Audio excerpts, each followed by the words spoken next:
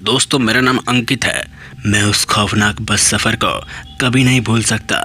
तो चलिए बढ़ते हैं आज की कहानी की ओर। आज मौसम बहुत सुहानी है, लेकिन उसके साथ साथ बादल का खौफ भी दिख रहा था। खैर, मुझे तो कल तक कैसे भी करके अपना गांव पहुंचना था। सब कुछ सही चल रहा था। बस का समय रात के 7 बजे का था। वो बस मुझे सुबह तक अपने गांव पहुंचा देती, लेकिन मुझे क्या पता था कि उस सफ़र में मेरे साथ जो होने वाला है वो मैं ज़िंदगी भर नहीं भूल पाऊंगा। मैं ठीक समय से आनंद विहार बस स्टैंड पे पहुंच गया। वहां पहुंचकर मैंने थोड़ा वेट किया। उसके बाद जब बस का खुलने का समय हुआ तो मैं बस के अंदर जाकर बैठ गया। बस के अंदर बैठते ही मैंने पाया कि बस के अंदर लगभग 6 से 7 यात्री थे। तभी बस चलने से पहले कंडक्टर कहता है, आप सभी का यात्रा मंगलमय हो, जय बजरंगबली। ये सुनकर मुझे बहुत अच्छा लगा। फिर मैं कान में ईयरफोन लगाकर मूवी देखने लगा और खिड़की से सफ़र का मज़ा भी साथ साथ ले रहा था। बस अपनी पूरी रफ्तार में चल रही थी। समय समय पर बस बीच बीच में रुक भी रही थी, क्योंकि और यात्री भी बस में चढ़ रहे थे। वो बस बहुत आलीशान था। उसमें सोने वाली सीट भी थी, लेकिन मैंने बैठने वाली सीट ली, क्योंकि मुझे बैठकर ही सफ़र करना अच्छा लगता था, वो भी रात को। बस अपनी रफ्तार में चल ही रही थी कि तभी देखते ही देखते मौसम बदल गया। बाहर काफ़ी तेज बारिश होने लगी, जिस वजह से उस रास्ते पर गाड़ियों की तादाद कम होने लगी। लगभग 1 घंटे के अंदर ही वो रास्ता पूरी तरह से सुनसान हो गया। देखते ही देखते बादल गरजने लगे, लेकिन इन सब से मुझे कोई फर्क नहीं पड़ रहा था, क्योंकि मैं अपने धुन में व्यस्त था। अभी रात के लगभग 11 बज रहे थे। मौसम बिल्कुल साफ हो चुका था और ठंडी ठंडी हवाएं भी चल रही थी।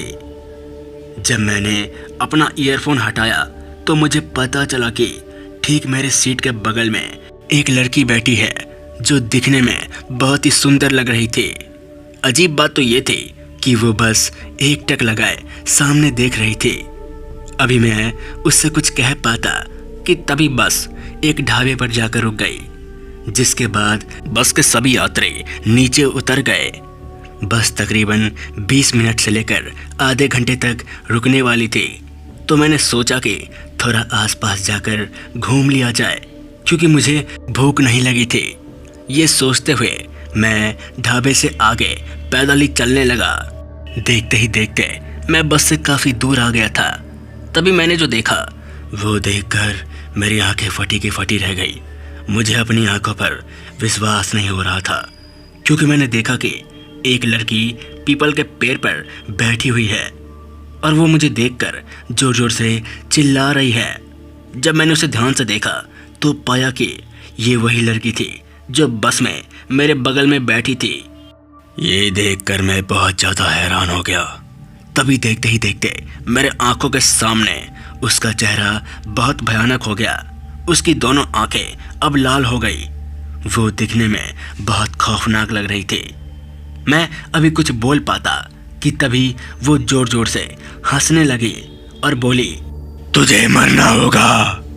ये सुनते ही मैं भगवान का नाम लेकर वहां से भागने लगता हूँ। भागते भागते अब मेरी सांसें फूलने लगी थी, लेकिन फिर भी मैं अपनी जान के लिए भागता रहा। भागते भागते मैं उसी ढाबे पर पहुंच गया जहां बस रुकी थी। ये देखकर मेरी जान में जान आ गई और अब मुझे जीने का नया मौका मिल गया। फिर मैं हांफते हुए बस के अंदर चढ़ गया।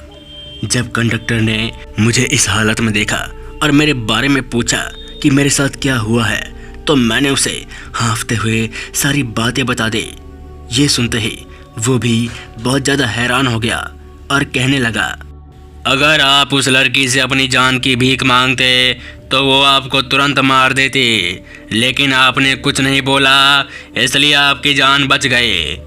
मैं उस वक्त बहुत ज़्यादा डर चुका था, जिस वजह से बस में ही मुझे तेज बुखार हो गया, लेकिन सुबह होते होते मेरी तबीयत पूरी तरह से ठीक हो गई थी और भगवान की वजह से उस रात मेरी जान बची, नहीं तो मेरा मरना पक्का था। तो दोस्तों, ये थी आज की खौफनाक कहानी। अगर आपको अच्छी लगे तो हमारे चैनल फियर पॉडकास्ट को लाइक शेयर सब्सक्राइब करना ना भूले। मिलते हैं ऐसी डरावनी कहानी के साथ, तब तक के लिए जय हिंद, जय भारत।